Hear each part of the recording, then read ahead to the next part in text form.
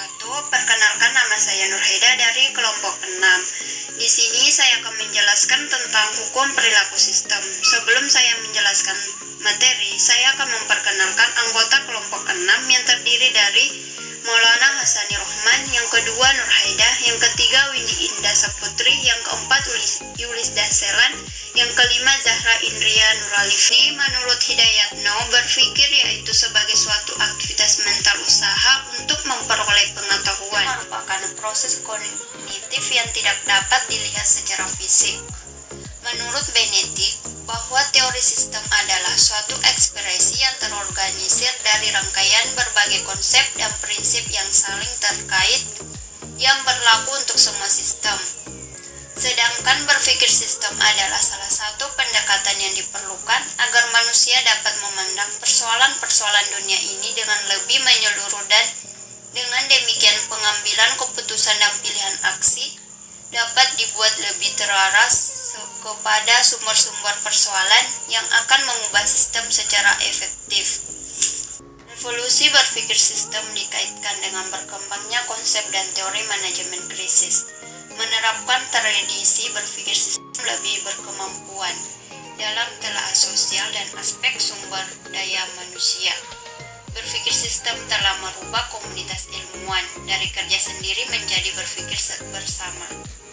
Seorang berpikir sistem bila mana memandang sistem sebagai gugus elemen yang saling berkaitan yang terorganisasi secara baik, sebagai jalan untuk mencapai sesuatu yang sering dikategorikan tujuan. Apabila kita mendalami istilah tersebut, maka sistem pasti memiliki 3 perihal yang terdiri dari elemen-elemen, keterkaitan atau interconnection, dan sebuah fungsi atau tujuan. Cara berpikir sistem terdiri dari yang pertama, yaitu bukan menguraikan masalah kompleks menjadi lebih sederhana.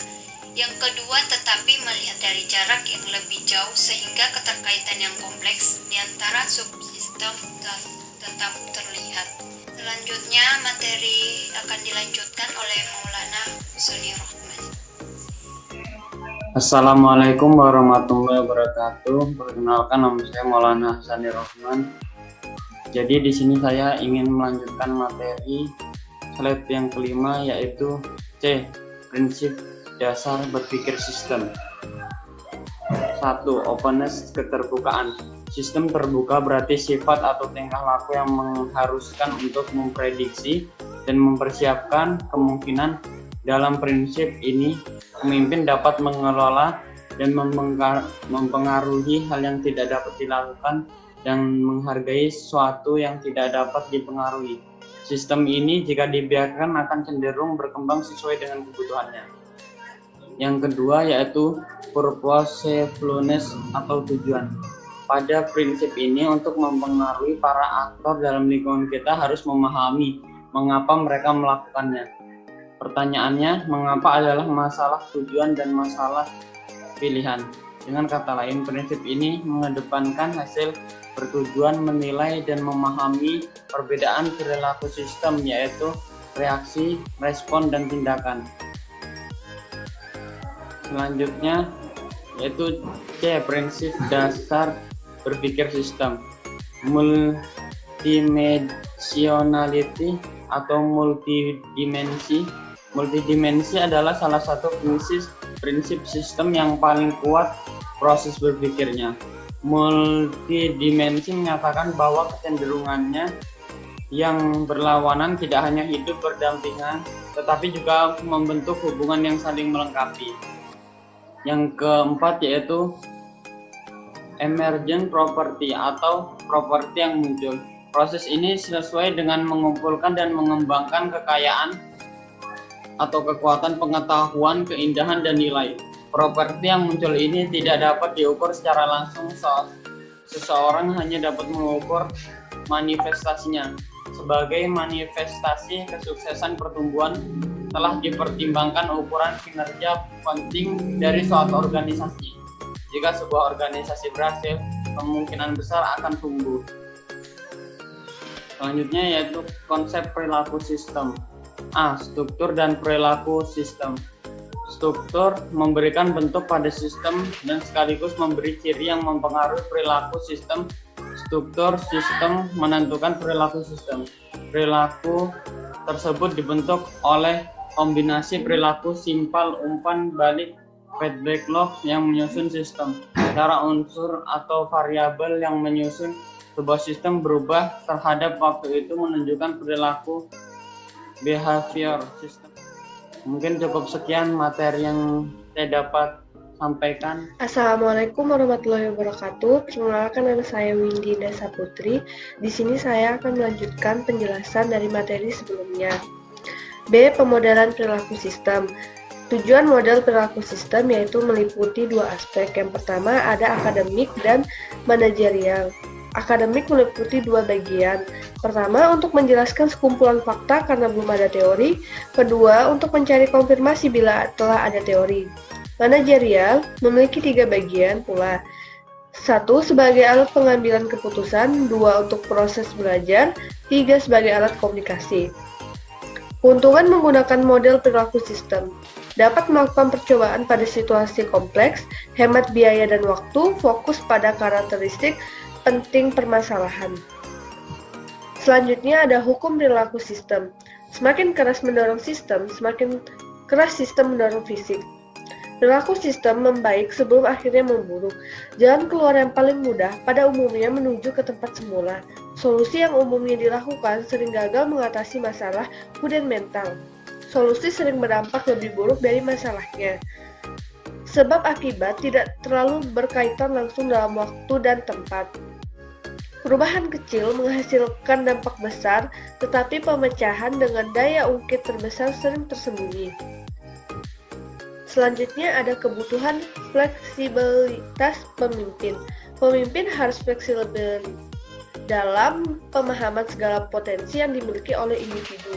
Dan sebagai permasalahan yang dihadapi individu tersebut, dengan melakukan pendekatan tersebut, pemimpin dapat menerapkan segala peraturan dan kebijakan organisasi serta melimpahkan tugas dan tanggung jawab dengan tepat. Hal ini sejalan dengan usaha untuk menumbuhkan komitmen organisasi dari diri karyawan, sehingga pemimpin nantinya dapat meningkatkan kepuasan karyawan terhadap pekerjaannya, serta dapat meningkatkan kinerja karyawan dengan lebih efektif. Sikap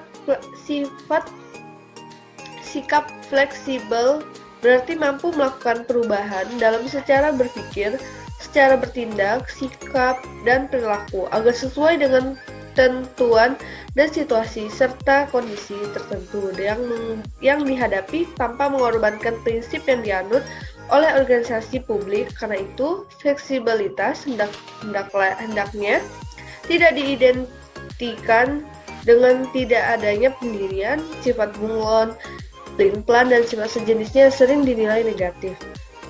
Sekian penjelasan materi dari saya. Perkenalkan, saya Yusda Selan. Di sini saya akan menjelaskan materi yang berkaitan dengan hukum perilaku sistem. Masyarakat dan aparat penegak hukum memiliki peran penting dalam pembenahan sistem perilaku hukum di Indonesia. Mengingat ada sekelompok masyarakat yang lebih memilih untuk menyuap ketika melakukan pelanggaran hukum, persoalan sistem perilaku hukum ini tidak bisa dibiarkan karena menjadi cita-cita kenegaraan hukum perilaku sistem bagi bangsa Indonesia. Warga negara harus turut mendukung proses untuk menuju negara hukum yang baik. Oleh karena itu, perlu perbaikan dari berbagai sisi. Salah satunya dengan memasukkan sumber daya manusia yang baik untuk masuk dalam hukum perilaku sistem penataan hukum. Hukum perilaku sistem kita perlu diperbaiki, tetapi di sisi lain pemimpin sangat menentukan. Pemimpin harus punya dan memahami sistem perilaku hukum yang kuat, karena sebaik apapun sistem perilaku hukum tidak bisa berjalan ketika pemimpin tidak memiliki kepedulian terhadap hukum. Yang selanjutnya, contoh perilaku sistem dalam masyarakat. Yang pertama, ikut serta dalam kegiatan di masyarakat, misalnya kerja bakti dan siskamling. Yang kedua, membayar iuran yang telah disepakati. Yang ketiga, tidak atau menghindari perbuatan yang bisa membuat warga resah, misalnya mabuk. Yang keempat, menjaga nama baik lingkungan masyarakat. Yang kelima, taat dan patuh terhadap aturan yang ada. Assalamualaikum warahmatullahi wabarakatuh. Perkenalkan, saya Zahra Indrian Khalifah. Saya akan melanjutkan dari materi sebelumnya. Di sini ada pasar kerja fleksibel. Pasar kerja fleksibel paling tidak memiliki 4 dimensi. Yang pertama, fleksibilitas eksternal, yaitu penyesuaian penerimaan buruh dari pasar kerja eksternal. Fleksibilitas dicapai dengan mempekerjakan buruh dengan kontrak tetap atau kontrak sementara, maupun melalui peraturan pengupahan dan penggantian yang longgar. Yang kedua, fleksibilitas internal, yaitu fleksibilitas dalam waktu kerja. Bentuk fleksibilitas dilakukan dengan menyesuaikan jam atau jadwal pekerjaan bagi buruh yang bekerja di perusahaan. Yang ketiga, fleksibilitas fungsional, yaitu terdapat kelenturan dalam mempekerjakan buruh di berbagai bidang pekerjaan yang berbeda di dalam perusahaan. Pekerjaan dilakukan oleh operator atau manajemen dan buruh yang terlatih. Yang terakhir, fleksibilitas upah. Dalam hal ini, upah tidak ditentukan secara kolektif antara pengusaha dan buruh. Namun, upah dari pekerjaan merupakan refleksi atau hasil pertemuan sisi permintaan dan sisi penawaran tenaga kerja. Selanjutnya, berpikir sistem dalam sistem kesehatan. Laporan tentang aplikasi berpikir sistem dalam sistem kesehatan. WHO mendefinisikan sistem sebagai berikut, yaitu an approach to problem solving that sees problems as part of a wider dynamic system. Artinya, sistem merupakan suatu pendekatan untuk memecahkan masalah dengan masalah sebagai bagian dari masalah yang lebih luas yang bersifat dinamis. Sebagai contoh, masalah kepatuhan ibu hamil dalam menjalankan pemeriksaan kehamilan. Itu merupakan bagian dari masalah sosial dan budaya yang ada di keluarga dan wilayahnya.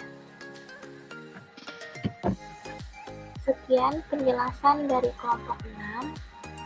Saya akan menyimpulkan penjelasan dari awal hingga akhir. Jadi, kesimpulannya adalah cara berpikir sistem itu dengan melihat dari jarak yang lebih jauh, sehingga keterkaitan yang kompleks di antara subsistem tetap terlihat. Perilaku sistem dibentuk oleh kombinasi perilaku jangka lompat balik yang menyusun sistem. Hukum perilaku sistem yaitu semakin keras mendorong sistem, semakin keras sistem mendorong fisik. Pemimpin harus fleksibel dalam pemahaman segala potensi yang dimiliki dan berbagai permasalahan yang dihadapi individu. Sekian dari kami. Mohon maaf apabila ada kesalahan dalam menjelaskan materi.